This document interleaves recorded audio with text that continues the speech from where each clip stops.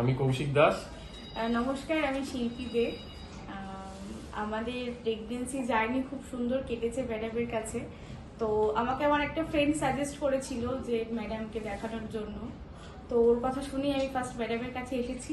তো ম্যাডামের কাছে থেকে এতগুলো মাস খুব স্যাটিসফাই আমি। আমরা দুজনেই স্যাটিসফাই। খুব স্মুথলি কেটেছে জার্নিটা, প্রেগনেন্সি জার্নিটা। তো এখন আমি পুরোপুরি ঠিকঠাক রয়েছি, আমাদের বেবি হয়ে গেছে।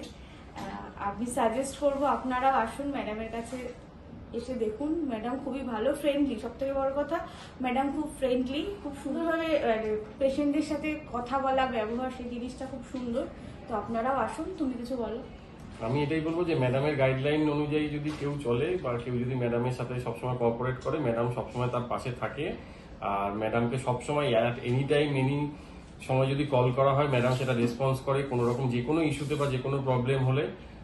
শুধু আমি নিজে অনেকবার ফোন করেছি নানান টাইপের, যে কোনো দরকারে। তো সবারই থাকে নানান দরকার।